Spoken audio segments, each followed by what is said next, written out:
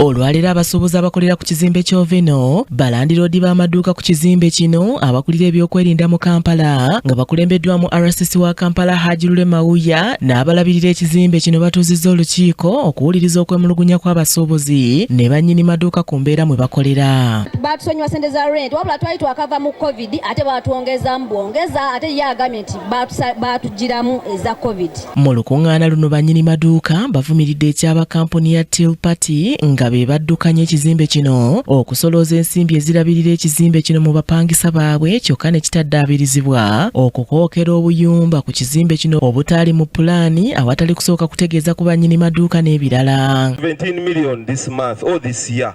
I spent 5 million on garbage, I spent 2 million on security, I spent 2 million on this, I spent this on repairs. That accountability is supposed to be there. Now, I'm speaking on behalf of my tenants. They are saying management fees, but toilets where to. Omuntu okuguza edduuka nga liriko parking ebbiri ate mu ndakiika emu n'akwata parking eyo n'agitendalinza omuntu nimubeera nga mwe bananyini timukyalinawo mu parkinga timukyalinawo muyisa motoka ezireeta ebintu byammwe. Bano basabye bakkirizibwa okwerondamu olukiiko olunaalabirira ekizimbe kyabwe basobole okufuna mu maduuka gaabwe ensimbi eziwerako nga gali mu mbeera nnungi. But 15 years ago, when I go to the market to sell the property, it is still at the same price I bought it. 15 years ago, where does that happen in Uganda?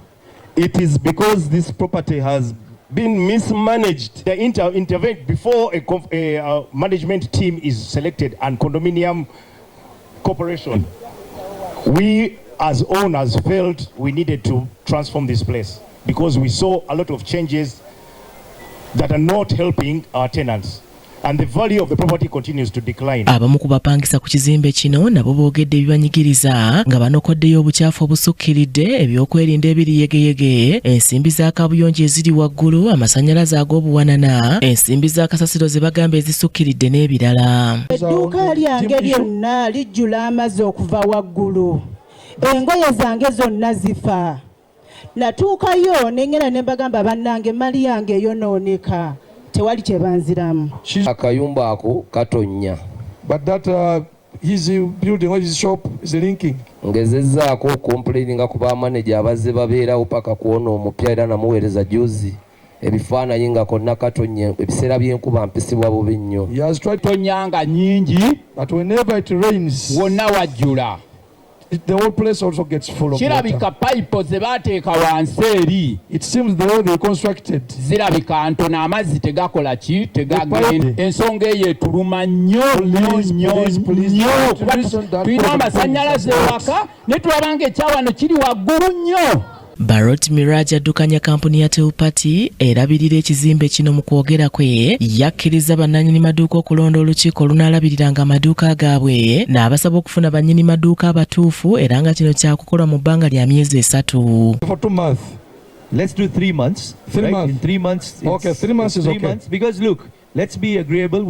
There's a lot of verification that will need to be done. It's right? Okay. That's why. Yeah. And it will be you to do it, not me. I can even say next week if you're ready. If you can get the whole list with the originals, confirmation, ownerships, we don't mind. Abakulira ebyokwerinda mu Kampala nga bakulembeddwamu Hajirule Mawuya, amyuka Rcc wa Kampala Masekati Shafik Nsubuga n'abalala baweze okuggala ekizimbe kino singa ensonga y'obuyonjo enaaba tekoleddwako ne basaba abasuubuzi okwekolera ku byokwerinda n'okuyonja we bakolera kuba nabo buvunaanyizibwa bwabwe.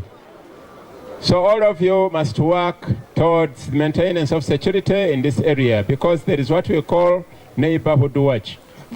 Jagala independence of the landlords. Ayagala balandlord nga kubwesimu gabetwala era landlord boundaries ki era landlord akomawa between Turupati ne bano.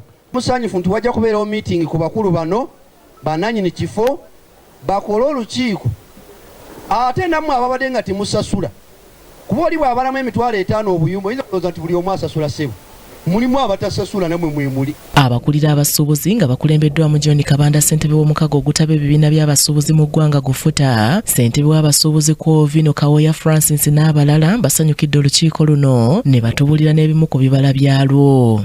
twebaza Katonda olw'okuba ensisinkano eno ebaddewo. Nze ndi konkosuwa nti ensisinkano eno egenda kuyamba abasuubuzi. Bambi bakaabye nnyo. Mu lujjudde wano olukiiko olw'Abandandi Road ne batuula wano tekibangawo era buno obuwanguzi bunene nnyo era ngenda kusooka okweba. Mary Namirimo ne Kimuli Abdallah ku Rcc TV amalindirire.